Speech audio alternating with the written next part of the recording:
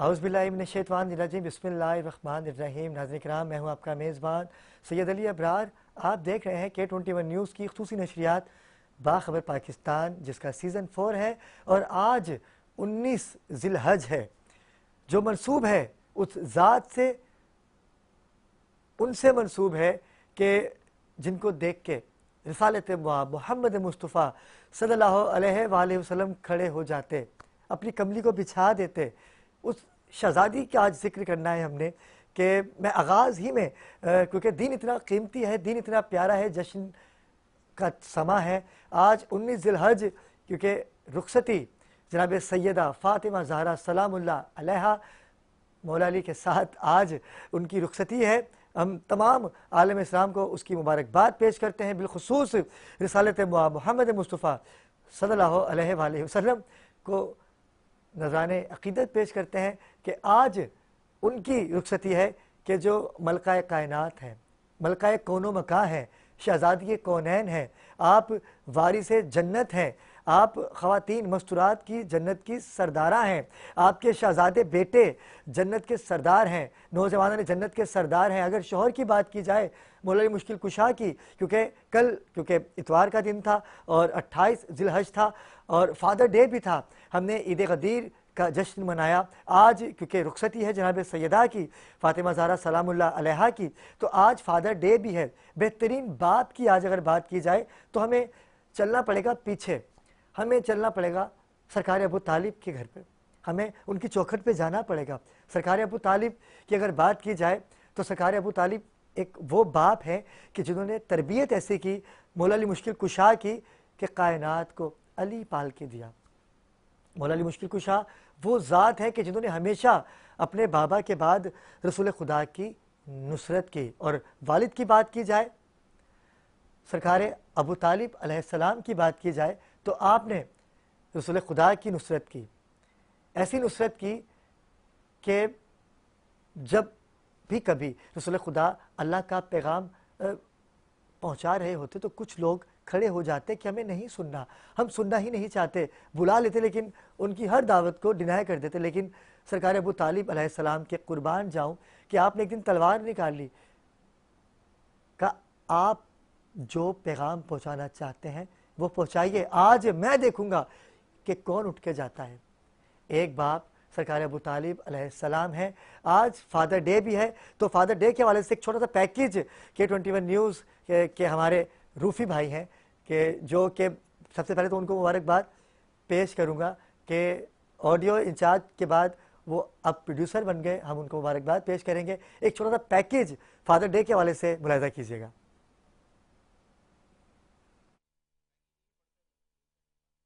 हर दिन बाप का है, हर दिन माँ का है, कोई दिन ख़ास नहीं होता। अगर आप चाहते हैं कि हर दिन ख़ास हो, हर दिन मोहब्बत से भरपूर हो, तो वालिदैन का एहतराम कीजिए, माँ बाप का एहतराम कीजिए, क्योंकि ये वो नेमत है परवरदिगार की जानिब से कि अगर बाप घर पे हो ना तो रोब रहता है। बाप की इज़्ज़त, बाप का मुकाम अगर हम खो दें तो हम कामयाब नहीं हो सकते। हम वो हैं जो अपने वालिदैन को अपना आइडियल बना के आज एक मुकाम हासिल करते हैं। माँ बाप का एहतराम कीजिए, उनकी कदर कीजिए, पूछिए उनसे कि जिनके माँ बाप नहीं हैं, जिनका बाप नहीं है, मेरे वालिद नहीं हैं, मुझे आज कमी महसूस होती है अपने वालिद साहब की कि काश मेरे वालिद साहब होते तो, लेकिन वो मेरे साथ हैं, मेरी हर कामयाबी में मेरे साथ हैं। हर वो शख्स जो अपने बाप से महरूम है, आज हम उनको ट्रिब्यूट पेश कर रहे हैं। आज फादर डे के हवाले से भी बात होगी, लेकिन मैं क्योंकि आगाज़ में ही, क्योंकि दिन इतना खूबसूरत है, रुखसती शहज़ादी कौनैन जनाब सैयदा फ़ातिमा ज़हरा सलामुल्लाह अलैहा के बाद फादर डे, बेस्ट वालिद इमाम अली भी हैं कि जिन्होंने इमाम हसन इमाम हुसैन को वो तरबियत दी कि जिन्होंने दीन की खिदमत की, करबला में शहादत पेश की। इमाम हसन की बात की जाए तो सुलह का पैगाम इमाम हसन ने दिया। ये वो घराना है कि अगर इन घरानों की हम बात करते हैं तो फ़ख्र महसूस करते हैं। हमें यहीं से अच्छी माँ भी मिलती है, हमें यहीं से अच्छे बाबा मिलते हैं, हमें यहीं से अच्छे नाना मिलते हैं, हमें यहीं से अच्छे दादा भी मिलते हैं और दादी भी मिलती हैं।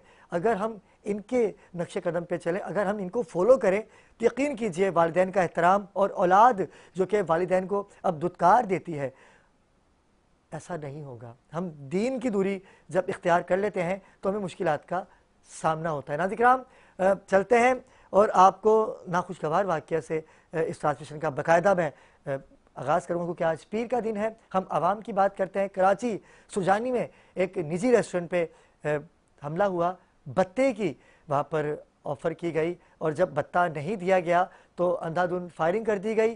सुजानी का इलाका है जहाँ एक निजी रेस्टोरेंट पर फायरिंग का वाक़या पेश आया। हम चाहेंगे कि नॉर्थ कराची में एक तंजीम है जो बहुत कम अरसे में उसने अपना एक नाम बनाया। कराची नौजवान तहरीक के चेयरमैन फैज़ान हुसैन से हम बात करने की कोशिश करेंगे कि ये कैसे वाक़या पेश आया, ये कौन लोग हैं जो एक दफ़ा फिर कराची का अमन तबाह कर रहे हैं, दिन दनाते हुए आते हैं, गोलियां मारते हैं। नाज़रीन, आप देख सकते हैं कि एक निजी रेस्टोरेंट जहां कल रात को एक नाखुशगवार वाक़या पेश आया, कुछ अनासिर, शरपसंद अनासिर जिन्होंने आकर रेस्टोरेंट पे गोलियां बरसा दी। बत्ते की पर्ची आई इनके पास, इन्होंने जब बत्ता ना दिया या क्या बात हुई, इस पे बात करना कबिल वक्त होगा। हम कोशिश करेंगे कि फैज़ान हुसैन कराची नौजवान तहरीक के, जो कि वहाँ के रिहायशी हैं, जो बेहतर समझते हैं नॉर्थ कराची की तमाम ही सूरत हाल की अगर बात की जाए, डंपर माफिया की बात की जाए, तो आपने हक की आवाज़ बुलंद की। कराची सुरजानी टाउन में एक निजी रेस्टोरेंट जहाँ फायरिंग का वाक़या पेश आया, एक नौजवान कत्ल कर दिया गया और कत्ल की फायरिंग मतलब फायरिंग जब की गई तो वो नौजवान कौन था, कैसे कत्ल हुआ, वो राहगीर था या रेस्टोरेंट का मालिक था, इस हवाले से हम बात करने के लिए कोशिश करेंगे, राब्ता किया जाए। फैज़ान हुसैन कराची नौजवान तहरीक के जो चेयरमैन हैं। नाज़रीन किराम, ये कौन लोग हैं? फुटेज आप देख रहे हैं, क्या कराची फिर अंधेरों की नज़र हो रहा है? कराची जो कि रोशनियों का शहर हुआ करता था, एक दफ़ा फिर कराची का अमन तबाह किया जा रहा है। ये कौन लोग हैं जो बत्ता वसूल करने के लिए एक दफ़ा फिर मैदान अमल में आ गए? सुजानी का एक रेस्टोरेंट, निजी रेस्टोरेंट, जिसके फुटेज आप अपनी स्क्रीन पे मुलाजा कर रहे हैं। ये कौन लोग हैं, किन्होंने ये नाखुशगवार वाक़या किया और फायरिंग के नतीजे में एक नौजवान की हलाकत हुई। बड़ा अजीब मामला है। सीसीटीवी फुटेज मिल जाती है लेकिन हमें कातिल का पता नहीं चलता, जबकि पता होता है। कानून नाफिज करने वाले इदारे जो हैं वो भी इस पे पूरा फोकस रखते हैं। लेकिन नाज़रीन किराम, ये कौन लोग हैं जो कराची का अमन तबाह कर रहे हैं? कराची का माहौल एक दफ़ा फिर ख़राब होने जा रहा है। जैसे कि मुहर्रम उल हराम की आमद है और फ़िरका वारियत को भी फ़रोग़ दिया जा रहा है, लेकिन ये कौन लोग हैं जो कराची का अमन एक दफ़ा फिर ख़राब कर रहे हैं? कराची नौजवान तहरीक, जो कि नॉर्थ कराची में एक उभरता हुआ नाम, कम अरसे में उन्होंने एक ऐसा नाम बनाया। नौजवानों की बात करते हैं, जब भी कोई नाखुशगवार वाक़या पेश आता है तो फैज़ान हुसैन हमेशा की तरह मैदान अमल में आते हैं। आपको मुख्तलिफ लोग जो हैं तनकीद का निशाना भी बनाते हैं और इनको ज़दोकौफ भी किया जाता है। लेकिन ये कौन लोग थे कि जो एक निजी रेस्टोरेंट, इस रेस्टोरेंट का नाम क्या था, इनके मालिक को थ्रेट की जा रही थी, बत्ते की ऑफर्स आ रही थी, बत्ता नहीं दिया गया तो फायरिंग का वाक़या पेश आया। इसमें कौन शख्स जाबहक हुआ? आइए नाज़रीन किराम, फैज़ान हुसैन हमारे दरमियान मौजूद है, कराची नौजवान तहरीक के बानी हैं। अस्सलाम वालेकुम फैज़ान भाई। वालेकुम अस्सलाम। फैज़ान भाई, एक नाखुशगवार वाक़या पेश आया, बल्कि कराची में आए दिन ऐसे वाक़या होते रहते हैं, लेकिन हम एक दिन के लिए बात करते हैं लेकिन उसके बाद खामोशी छा जाती है, जबकि सीसीटीवी फुटेज भी हमें मौसूल हो जाती है। कानून नाफिज करने वाले इदारों को भी इस चीज़ का पता होता है कि कौन लोग हैं, कहाँ से आते हैं, लेकिन इनकी गिरफ्तारी अमल में क्यों नहीं आती? ये कौन लोग हैं जो एक दफ़ा फिर कराची का अमन तबाह करने जा रहे हैं? अली भाई, पहले तो शुक्रिया। दूसरी बात, ये मुट्ठी भर लोग हैं, कोई ऐसा नहीं है कि बहुत बड़ी कोई गैंग है। सवाल निशान ये है कि नॉर्थ कराची, न्यू कराची के अंदर ये तीसरा बड़ा वाक़या है फायरिंग का। इससे पहले जब्बार कुरैशी, उसको शहीद किया गया बत्ता ना देने के ऊपर, चले ठीक है। फिर उसके बाद दरबार मदीना पे भी फायरिंग होती है, वहां पे भी 3 बंदे जख्मी होते हैं, तब भी इंतजामिया खामोश। हमारे यहाँ पे कोई ऐसा मैकेनिज्म नहीं बनाया गया। रोड के ऊपर स्ट्रीट लाइट गायब, सीसीटीवी गायब। सबसे बड़ा इनके पास जो वो होता है ना बहाना, यार सीसीटीवी कैमरे में नहीं आए। ओ भाई, हमारा जिम्मेदारी थोड़ी है, आपकी जिम्मेदारी है सीसीटीवी कैमरा लगाना, ठीक है। अगर यही किसी हुक्मरान का या किसी आईजी डीआईजी का बेटा होता तो मेरे ख्याल से अभी तो उधेड़ के रख देते पूरे सिस्टम को ये लोग। यहाँ पे लोग कारोबार करने को तैयार नहीं है सिर्फ इसी वजह से कि सिक्योरिटी नहीं है। आपने पुलिस का काम चेक करें, आप इलाका एसएचओ ने सिक्योरिटी दी एक दिन के लिए, वापसी ली पोलियो के नाम पे अच्छा। कि पोलियो की ड्यूटी है, नफरी शॉट है। अली भाई मैंने पहले भी कहा था अगर नफरी शॉट है तो हेडक्वार्टर्स में क्यों थोपीने? 12-15 हजार आपने जवान जो है सुबह सिर्फ आपका मुंशी पैसे लेने के लिए पैदा हुआ है क्या? सुबह आके बायोमेट्रिक करवाते हैं, शाम को उनको छोड़ देता है, रोड पे निकाले ना उनको। किस मकसद के लिए रखा हुआ है आपने? सिक्योरिटी दार है ना ये। फैजान भाई, मैं आपकी बात को मैं कता कलामी की माजरत चाहता हूँ। एक दफ़ा पहले भी आप हमारे साथ विपर पे थे और गालिबन औरंगी सुजानी में या पता नहीं सिंधी होटल में या 5 नंबर पे एक वाकया पेश आया था जहां पर एक दफ़ा फिर एक ठिये वाले को पान के केबिन वाले से भत्ता वसूल किया गया था और फायरिंग करके उसको भी। रमजान के दिन थे अली भाई, रमजान के दिन थे और मैं आपके शो में मौजूद था। बिल्कुल ऐसा ही है, बिल्कुल ऐसा ही है। तो ये फिर एक दफ़ा वाकया पेश आया, नहीं पकड़े गए, वो कातिल गिरफ्तार हुए नहीं हुए ना भाई, कैसे होंगे? आप मुझे एक बात बताएं, हमारी जो इस वक्त सिक्योरिटी दार है ना वो लगे हुए गुटखा, पान, थालिया, मंशियात, पाउडरियों को पकड़ो, बंद कर दो, बस। मंशियात का खात्मा हमने नहीं करना, ठीक है। मुझे एक बात बताएं, आपने पोलियो के नाम पे उसकी सिक्योरिटी नहीं दी। अबे भाई पोलियो से माजूरी आती है, मौत थोड़ी कोई वाकई होती है। ऐसा ही है नहीं? बहुत अच्छी बात। दूसरी बात ये, आपके कहने आपकी लापरवाही की वजह से एक 50 साल आदमी जो है वो इस दुनिया से, पानी दुनिया से रुखसत हो गया। जिम्मेदार कौन है? कोई हुक्मरान आए ना उसको पैसे देना, रोड के ऊपर शहीद हुआ है वो, किसकी गफलत लापरवाही है? फैजान भाई हुआ क्या है, जरा हमारे नाज़रीन को, जिन नाज़रीन ने हमें ज्वाइन किया है, मैं चाहता हूं कि आपका बड़ा फोकस है पूरे कराची पे। अगर नॉर्थ कराची की बात की जाए तो वो आपकी रिहाइशगाह का भी इलाका है। मुझे बताइएगा कि कौन सा रेस्टोरेंट था, ये वाकया कैसे पेश आया? और भाई हुआ ये है कि नॉर्थ कराची के अंदर और न्यू कराची के अंदर ये एक वायरस फैल चुका है, ठीक है। पहले 5 नंबर के ऊपर थालिया वालों से पैसे लिए, खैर उन्होंने तो रकम देखी, अपनी जान छुड़ाना बेहतर समझा, दे दी। फिर उसके बाद तवक्कल पुलाव वाले को मिली, उसके यहाँ पे क्या हुआ मामला क्या नहीं हुआ, बहरहाल वो सकून में आ गया। उसके बाद दरबार मदीना वाले के यहाँ पे पर्ची दी जाती है, FIR भी कट जाती है CIA में, तफ्तीश भी ट्रांसफर हो जाती है। उसके बाद मुल्जिमान की गिरफ्तारी अमल में नहीं आती।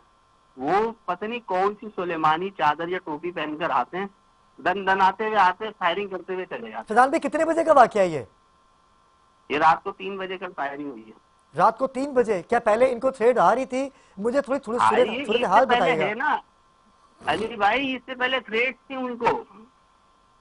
आपने कैसे लापरवाही की यार? आपके डिस्ट्रिक्ट वेस्ट के DIG वेस्ट जो है उनको इस बात का नोटिस लेना चाहिए। SHO को फिलहाल तो गिरफ्तार करके उसको बंद करना चाहिए कि उसने ऐसी गफलत लापरवाही कैसे की। ऐसा ही है या नहीं? अभी यही कोई वाकया कोई गरीब आदमी कर देता, उसको ये इतना रोंग देना कि आपकी सोच नहीं है। कानून सबके लिए बराबर होना चाहिए। गफलत लापरवाही के जमरे में आता है। एक रक्शे वाला गरीब आदमी जान से चला गया, एक 6 साल या 5 साल बच्ची है वो जख्मी हुई है। मतलब यार आप लोग को जरा की भी शर्म नहीं आ रही? आप लोग इन चिंटियों से गुटकों से बाहर ही नहीं आ रहे। फैजान भाई मैं एक बात कहना चाहूंगा, कोई परेशान हाल नहीं है यार, कोई पूछने वाले ही नहीं है। ये कौम भी ऐसी बेहिस हो गई है ना, इनको भी शर्म गैरत नहीं है, अपने लिए खुद भी खड़े नहीं होते है। जिसको देखो एक दूसरे पे थूकता है, जिसको देखो एक दूसरे पे थूकता है। जिस वक्त ये इत्तेहाद कर लेंगे ना सारी चीजें सही हो जाएंगी। अभी मुझे एक बात बताएं, गवर्नमेंट पीपल्स पार्टी की है, मुत्तहदा की है, सही है, और मुस्लिम लीग नून की है। कोई एक बंदा उनके घर पे जाके उनकी कफालत की जिम्मेदारी लेगा? वीडियो की हद तक लेगा सिर्फ, उसके बाद कोई पूछने वाला है नहीं है। तुम जियो मरो, तुम्हारे उससे क्या, मरते रहो रोड पे।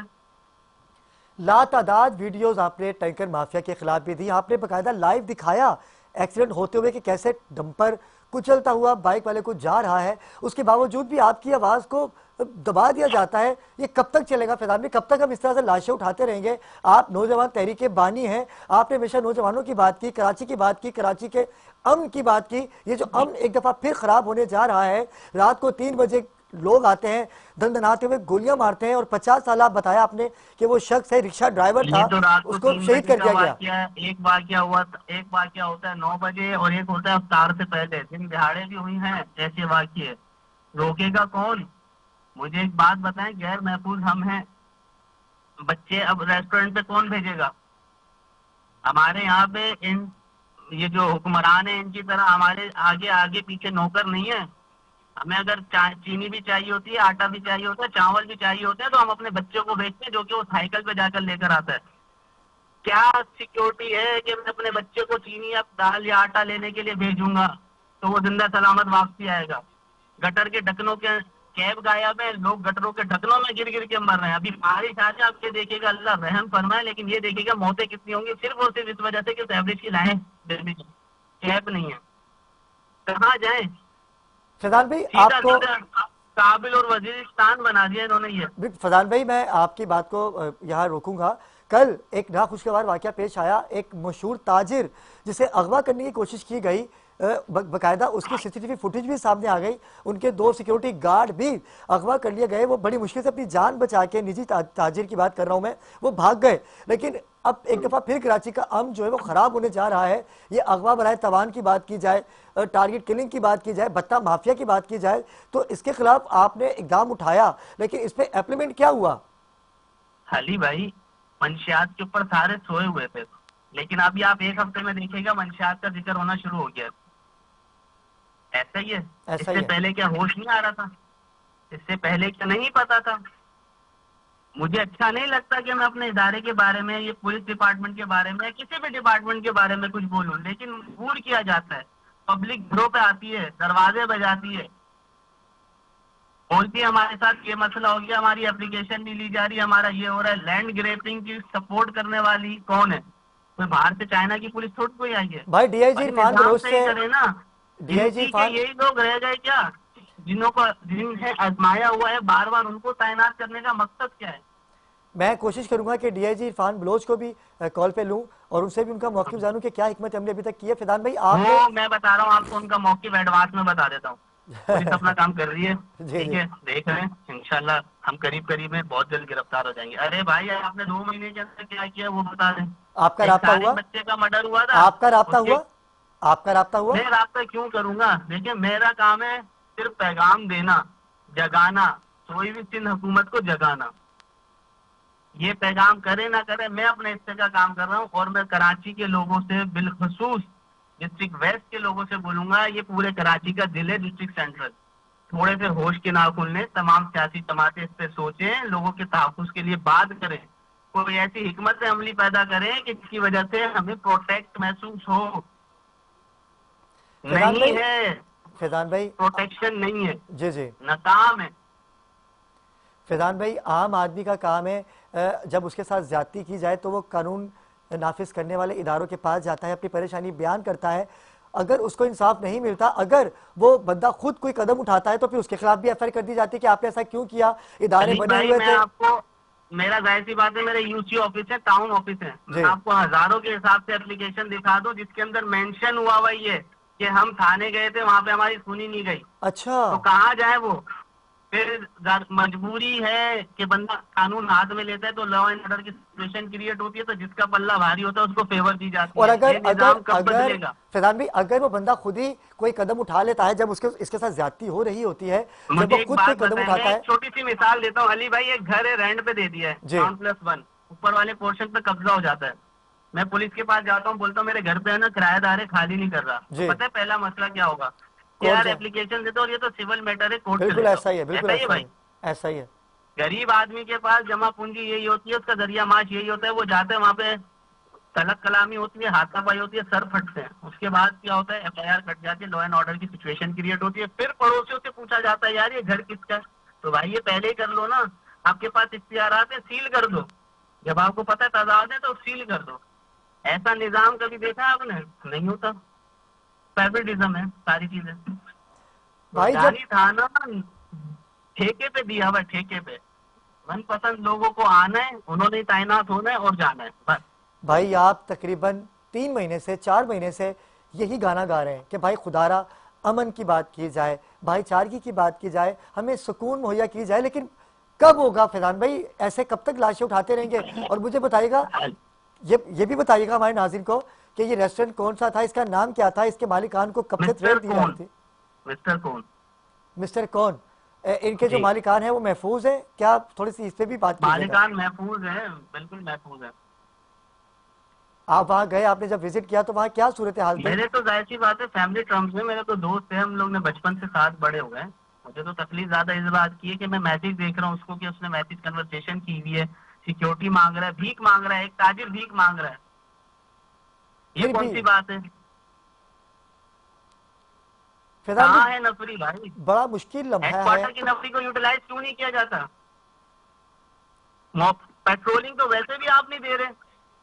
चलो आपको ये परेशानी हो ना कि सिक्योरिटी बुलवाएंगे तो मोटरसाइकिल सरकारी देंगे, सरकारी तेल इस्तेमाल होगा, वो तो है ही नहीं, वो तो आपके पास चला जाता है। फैजान भाई क्या अगर प्रॉपर तरीके से आप चीजों को मेंटेन करेंगे तो आप रेंट कूलर कैसे लेंगे, आप फार्म हाउस कैसे लेंगे, आप अपने बच्चे को अच्छी मर्सिडीज कैसे दिलाएंगे? फैजान भाई मुझे बताइएगा ये कि सारी चीजें जब जी, फैजान भाई मुझे ये बताइएगा, क्या कराची की जो आवाम है, क्या ये टैक्सेस देने पे लिए इनको रखा गया है कि आप टैक्स दें? सिर्फ कराची भर के पूरे पाकिस्तान में सबसे ज्यादा टैक्स होल्डर कराची वाले हैं, और अभी पेट्रोल की कीमतों में भी इजाफा कर दिया गया, डीजल की कीमतों में भी वजह इजाफा कर ये दिया गया। है कि हमारी कौम ही इतनी काबिल है, टैक्स तो दे रही है, लेकिन आज पूछा कि मेरे टैक्स से आपने क्या क्या किया, टूटे हुए रोडों में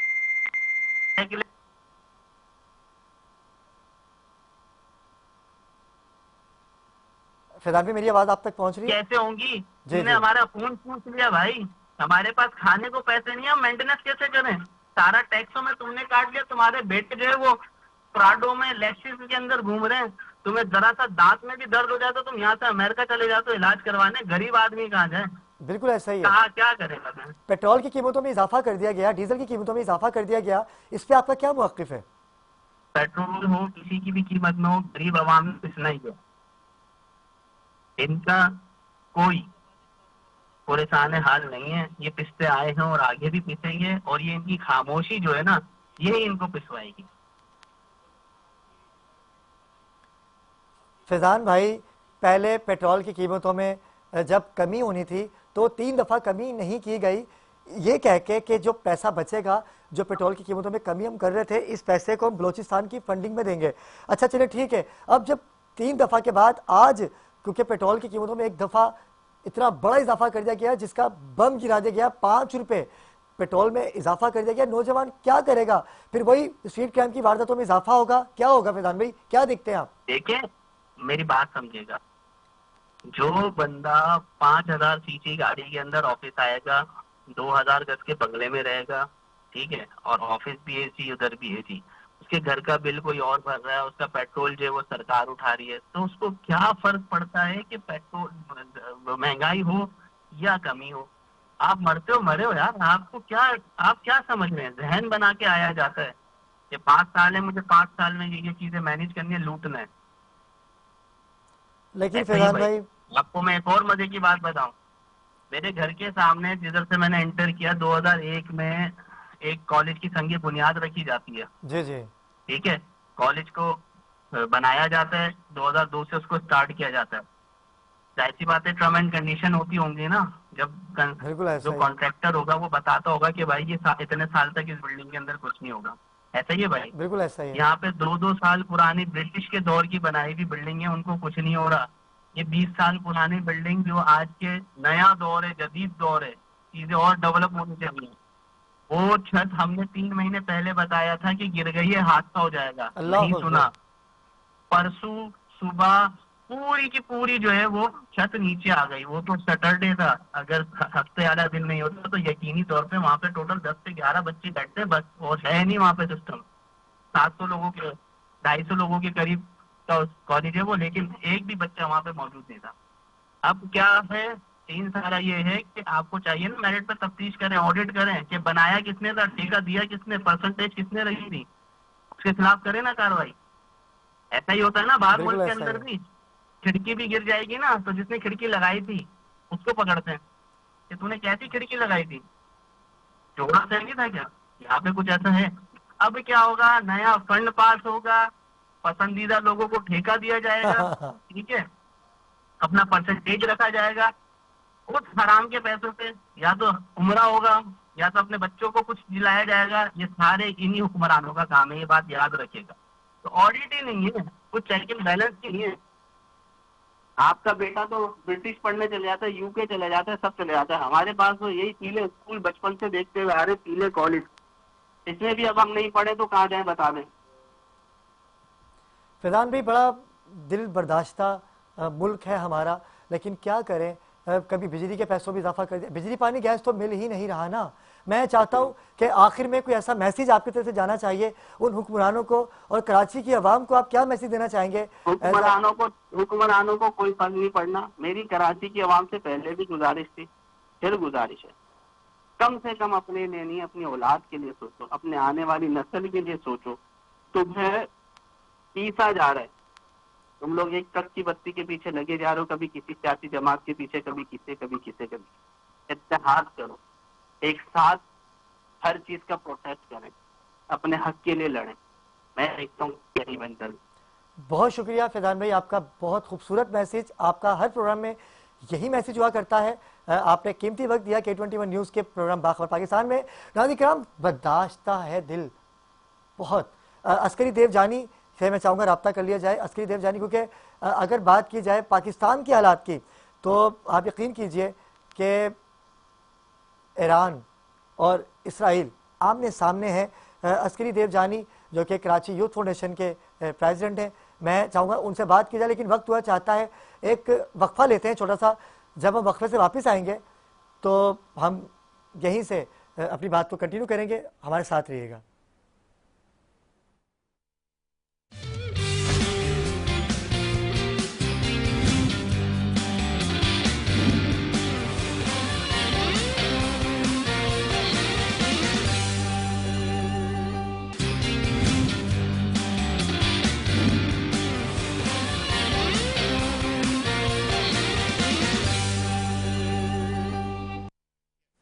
नाज़रीन वक्फे से वापस आ चुके हैं। आपने ताज़ा तरीन सूरत हाल जानी कराची, नॉर्थ कराची की, जहां अंधाधुंध फायरिंग से एक शख्स जाँ बहक हुआ, बत्ते की पर्ची आई थी। लेकिन नाज़रीन जहां हम कराची की बात कर रहे हैं, यहाँ पाकिस्तान की बात हुई।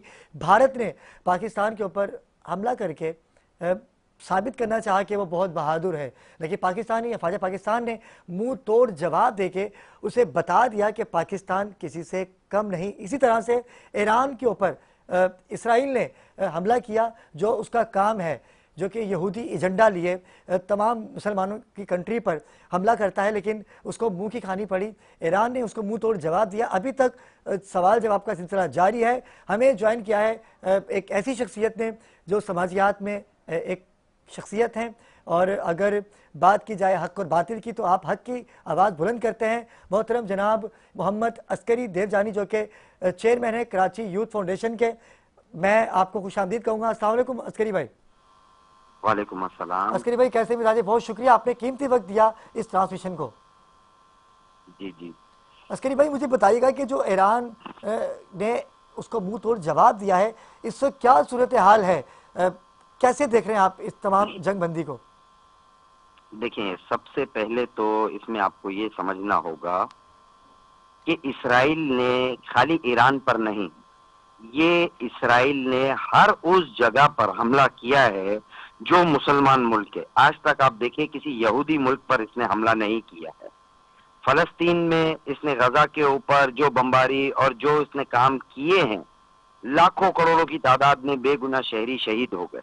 लेकिन हम इस टाइम बहुत खुश है, पूरी दुनिया खुश है कि इसराइल को मुंह तोड़ जवाब देने के लिए 56 बहनों का एक भाई ईरान जो है मैदान में खड़ा हुआ है, और अल्लाह से ये दुआ करते हैं कि अल्लाह इसका हामी और नासिर रहे और ईरान को फतह और गलबा नसीब हो इंशाअल्लाह।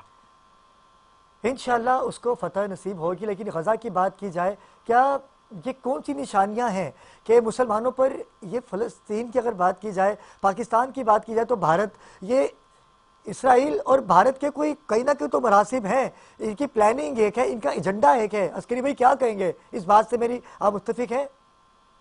सर ये जो है अबरार भाई, जब कुरान पाक नाजिल हुआ था रसूलुल्लाह सल्लल्लाहु अलैहि वसल्लम पर, तब ही ये बात कुरान शरीफ में लिखी हुई है, जो आज तक लिखी हुई है कि यहूद और नसारा कभी तुम्हारे दोस्त नहीं हो सकते। ये जाहिरी तौर पर तो भले ये जाहिर करे कि हमारे दोस्त है या हमारे अजीज है, ये पाकिस्तान को भी समझना होगा, ये सिर्फ अपने मफाद के लिए किसी से भी दोस्ती का हाथ मिलाते हैं, सिर्फ अपने मफाद के लिए मिलाते हैं। जितने भी यूरोपीय ममालिक हो गए, इनका जहां मफाद होता है ये हाथ मिलाते हैं। क्यों ईरान को न्यूक्लियर वेपन रखने के लिए पाबंदी लगाई जा रही है? आप लोगों के खुद के पास नहीं है, पाकिस्तान के पास है, हिंदुस्तान के पास है, जर्मनी के पास है, फ्रांस के पास है, अमेरिका के पास है। तो ईरान ने क्या गुलामी की हुई है लोगों की कि वो नहीं रख सकता न्यूक्लियर वेपन? इंशाअल्लाह ताला वो न्यूक्लियर वेपन रखेगा भी और धमाका करके भी दिखाएगा कि किस तरह दुनिया में खड़ा रहा जाता है। अस्करी भाई, बात तो आपकी ठीक है, लेकिन हम दुआ गो हैं कि परवरदिगार इनकी गैब से मदद करे। कुरान में भी है कि इसराइल को तबाह और बर्बाद तो होना है। इसमें हम जितनी भी डिबेट कर लें कम है, लेकिन ईरान के साथ जो इसराइल ने किया और अमेरिका ने फ़ौरन कह दिया कि भाई हमारा इससे कोई ताल्लुक नहीं है। जब कभी ऐसा कुछ अमल होता है तो अमेरिका की तरफ से फ़ौरन बयान आ जाता है कि इससे हमारा कोई ताल्लुक नहीं है। इस पर आपका क्या मौक़िफ़ है? देखिए, अमेरिका की हमेशा ये स्ट्रेटजी रही है कि जब वो देखता है कि इस मुल्क का पलड़ा भारी है, वो उसके साथ हमेशा जुड़ जाता है। ये दोगली पॉलिसी पे अमल करता है।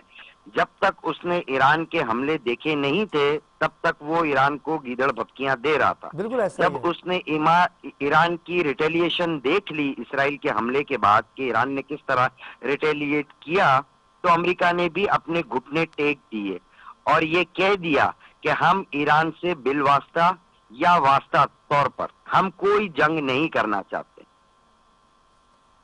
अस्करी भाई, जंगबंदी अल्लाह करे कि अमन आए, लेकिन क्योंकि मुहर्रमुल हराम की आमद आमद है, क्योंकि हर शख्स जो है वो याद इमाम हुसैन अलैहिस्सलाम में मुब्तला होगा। नवासे रसूल की शहादत के दिन करीब है। आप क्या देखते हैं कि दुश्मन कोई ऐसा इकदाम ना करे कि जिससे अमन अमान की सूरत हाल पे कोई फ़र्क पड़े? आपकी कानून नाफिज करने वाले इदारों से मीटिंगें चल रही हैं, इस पे आपने कितनी वर्किंग की है? और हमारे नाज़रीन जानना चाहते हैं कि इस मुहर्रम आप कितने मुतमईन हैं कानून नाफिज करने वाले इदारों से? एक कानून नाफिज करने वाले इदारे पाकिस्तान में हर साल मुहर्रमुल हराम से पहले मीटिंग्स और एंगेजमेंट करते हैं।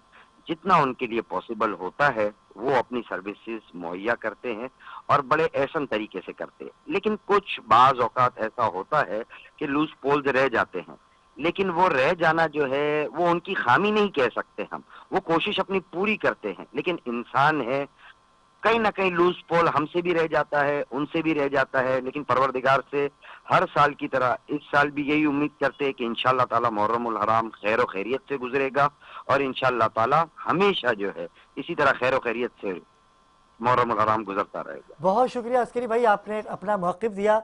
ईरान और इसराइल की जो जंग चल रही है, हमने आपका मौक़िफ़ अपने नाज़रीन को पहुँचाया और आपने कहा कि मुहर्रमुल हराम का इंशाअल्लाह इस दफ़ा भी पुरअमन तरीके से उसको मनाया जाएगा। और आपका बहुत शुक्रिया, आपने वक्त दिया। हमने ज्वाइन किया है नाज़रीन किराम, एक वो नौजवान ने जो पिछले दिनों हमारे साथ मौजूद थे, जिनके साथ एक स्कैम हुआ, एक फ्रॉड हुआ, जिसकी वीडियो बहुत वायरल भी हुई।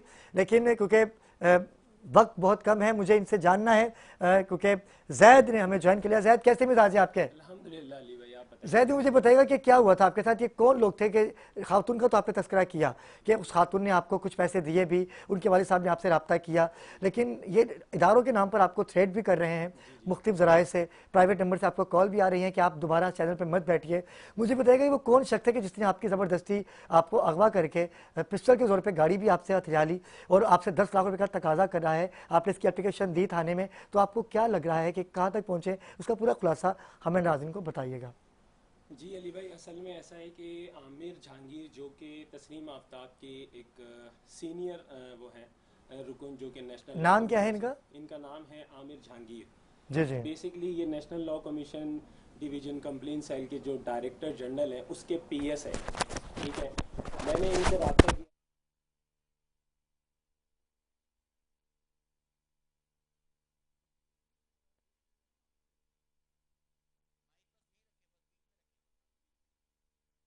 जो जनरल हैं डॉक्टर फारूक राना, ये और मिस्टर जहांगीर, ये मेरे पास इब्ने बतूता रेस्टोरेंट पे आए।